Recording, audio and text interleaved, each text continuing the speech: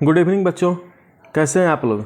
आप लोग का रेलवे का एग्ज़ाम होने वाला है जिसमें एसआई, कांस्टेबल, टेक्नीशियन और एएलपी इन सब का एग्ज़ाम होने वाला है, जिसमें स्टैटिक जीके का क्वेश्चन पूछा जाता है। तो इस वीडियो में हम लोग 20 स्टैटिक जीके के क्वेश्चंस को करेंगे। ये हमारा सेट नंबर 6 है। बाकी के सेट भी आपको इस चैनल पर मिल जाएंगे, तो इस चैनल को सब्सक्राइब कर लीजिए। आपको डेली एक प्रैक्टिस सेट इस चैनल पर अपलोड किया जाएगा, तो अपनी तैयारी को चेक कीजिए और अपना स्कोर कमेंट में लिखिए कि आपके 20 में से कितने क्वेश्चन जो है वो सही हुए हैं। तो चलिए क्वेश्चंस को देखते हैं। नवंबर में भारत का कौन सा राज्य संगाई महोत्सव मनाता है? असम, तमिलनाडु, गुजरात या मणिपुर। तो संगाई महोत्सव जो है वो मणिपुर मनाता है नवंबर महीने में। ये आपका संगाई महोत्सव के समय होने वाला नृत्य है। यह महोत्सव जो है वो 21 से 30 नवंबर तक हर एक वर्ष मनाया जाता है। चंडीगढ़ के रॉक गार्डन का विकास किसने किया था? ताराचंद, नेकचंद, हिमांशु पारिक या कमल सागर। तो चंडीगढ़ के रॉक गार्डन का जो विकास है वो किसने किया था? नेकचंद ने। ये देखिए आपका रॉक गार्डन है। यह रॉक गार्डन 40 एकड़ में फैला हुआ है। कितने एकड़ में फैला हुआ है? 40 एकड़ में फैला हुआ है। और यह गार्डन जो है वो सुखना झील के पास है।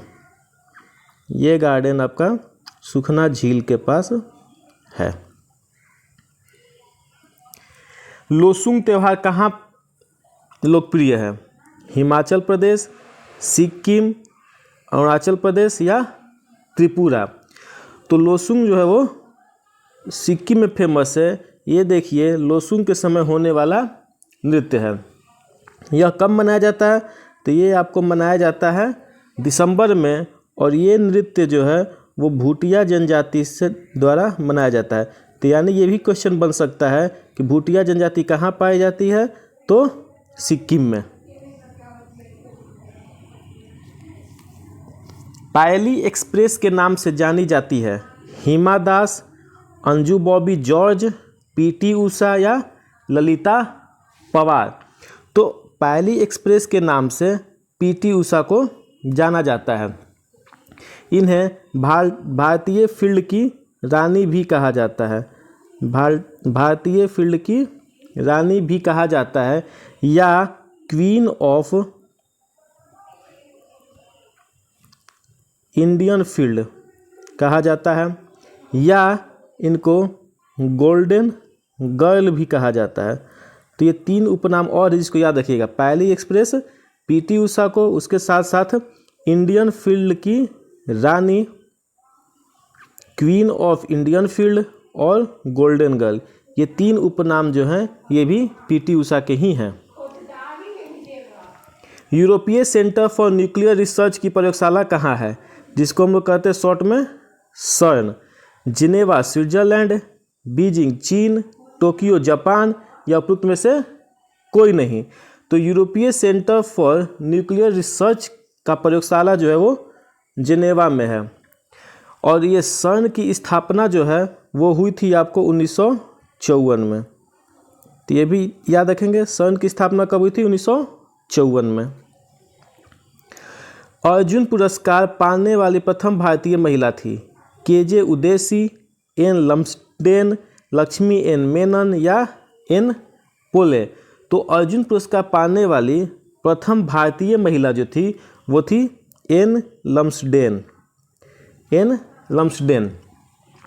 अर्जुन पुरस्कार की स्थापना जो है वो 1961 में हुआ था। और 1961 में ही एम लम्सडेन को दिया गया था। किसके लिए? तो हॉकी के लिए दिया गया था। इस पुरस्कार में 15 लाख रुपए की राशि और एक महाभारत के किरदार अर्जुन का ये मेडल दिया जाता है, प्रतिमा। यह दूसरा सबसे बड़ा पुरस्कार है। सर्वोच्च पुरस्कार मेजर ध्यानचंद खेल है, यानी इससे भी जो सबसे ऊंचा पुरस्कार है वह है मेजर ध्यानचंद खेल पुरस्कार। मेजर ध्यानचंद खेल पुरस्कार युवा मामले और खेल मंत्रालय द्वारा दिया जाता है। किसके द्वारा? युवा मामले और खेल मंत्रालय, इसके द्वारा दिया जाता है। मेजर ध्यानचंद का शुरुआत जो है वो हुआ था 1991-92 में, और 1991-92 से पहले अर्जुन पुरस्कार जो था वही सर्वोच्च पुरस्कार था। लेकिन अभी पूछा जाए तो ये आपका ध्यानचंद खेल पुरस्कार जो है वो सर्वोच्च पुरस्कार है।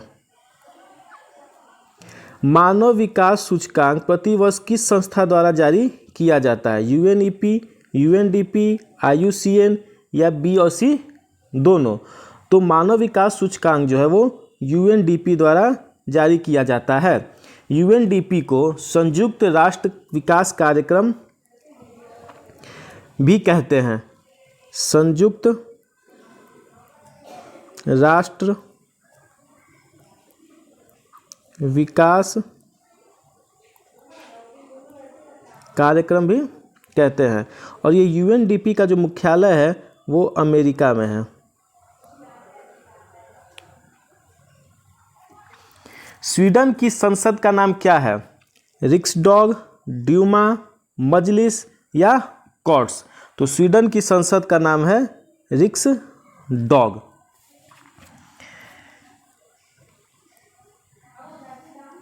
बंधुआ मजदूरी उन्मूलन अधिनियम यानी बंधुआ मजदूरी को जो खत्म करने का अधिनियम था वो कब लागू किया गया था? 1975, 1977, 1976 या 1978? तो बंधुआ मजदूरी जो उन्मूलन है वो लागू किया गया था 1976 में।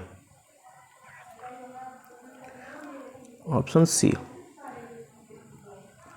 निम्न में से किस मुख्यमंत्री को उच्चतम असैनिक पुरस्कार भारत रत्न मिला था? पहला क्वेश्चन तो ये है कि उच्चतम असैनिक पुरस्कार कौन सा है?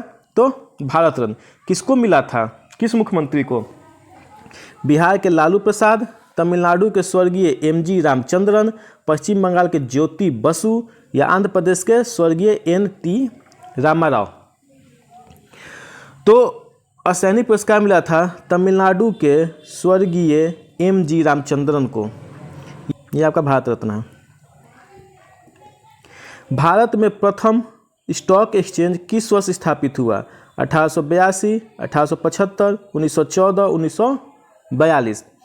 तो प्रथम स्टॉक एक्सचेंज जो है वो आपका स्थापित हुआ था 1875 में। और यहाँ देख सकते हैं बॉम्बे स्टॉक एक्सचेंज, ये जो है आपका भारत का सबसे पुराना स्टॉक एक्सचेंज है और ये सबसे बड़ा भी है, यानी सबसे पुराना और सबसे बड़ा।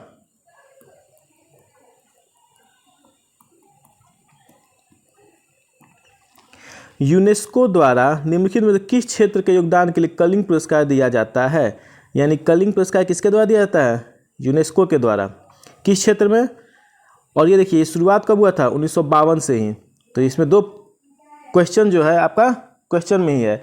कलिंग पुरस्कार किसके द्वारा दिया जाता है? यूनेस्को द्वारा। और कलिंग पुरस्कार शुरुआत कब हुआ था? 1952 में। तो कलिंग पुरस्कार किस क्षेत्र में दिया जाता है? साहित्य के क्षेत्र में, खेल कूद के क्षेत्र में, राजनीति के क्षेत्र में या विज्ञान के क्षेत्र में? तो कलिंग पुरस्कार जो है वो विज्ञान के क्षेत्र में दिया जाता था। ये आपका कलिंग पुरस्कार का प्रतिमा है। क्रिकेट पिच की लंबाई क्या होती है? 20.75 मीटर, 20.12 मीटर, 18.25 मीटर, 19.18 मीटर? तो बताइए आप लोग क्रिकेट पिच की लंबाई कितनी है? तो क्रिकेट पिच की लंबाई, ये जो क्रिकेट पिच आपका देख रहा है इसको हम इसका लंबाई होता है 22 यार्ड, एक या 20.12 मीटर, ठीक है। और इसका चौड़ाई जो होता है ये चौड़ाई आपका होता है 3.04 मीटर यानी कि 10 फीट, ठीक। विकेट जो है आपका ये इसका ऊंचाई जो होता है वो होता है 71.1 सेंटीमीटर।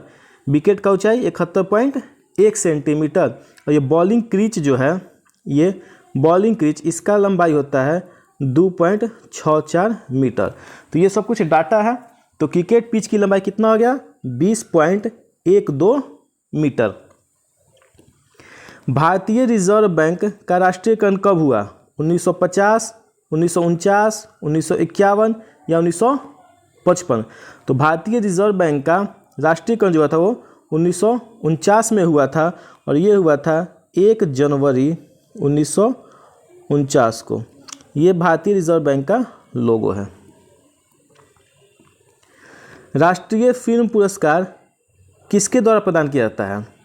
मानव संसाधन विकास मंत्रालय, रक्षा मंत्रालय, विदेश मंत्रालय, सूचना एवं प्रसारण मंत्रालय। तो राष्ट्रीय फिल्म पुरस्कार जो है वो प्रदान किया जाता है सूचना और प्रसारण मंत्रालय के द्वारा।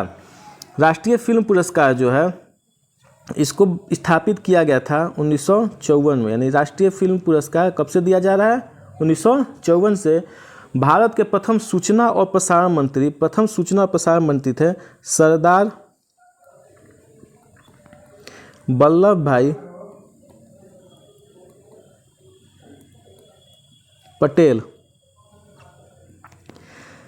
PSLV से क्या अभिप्राय है? Polar satellite launch vehicle, polar sunlight launch vehicle, polar space launch vehicle, polar satellite launch vehicle, public satellite launch vehicle. तो PSLV का फुल फॉर्म होता है पोलर सैटेलाइट लॉन्च व्हीकल। 5 विकासशील देशों के अंतर्राष्ट्रीय संगठन ब्रिक्स में कौन कौन से देश शामिल हैं? तो ब्रिक्स नाम से आप पता कर पाएंगे। तो देखिए किसमें कौन कौन सा देश शामिल है ब्रिक्स में। ब्रिक्स में B से ब्राज़ील, R से रसिया, I से इंडिया, C से चाइना और S से साउथ अफ्रीका।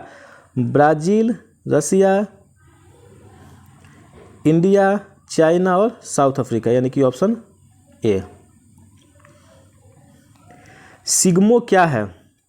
गोवा के वसंत ऋतु का महोत्सव, नीलगिरी की सबसे ऊंची चोटी, एक प्रकार की रंगोली या भगवान शिव के नामों में से एक।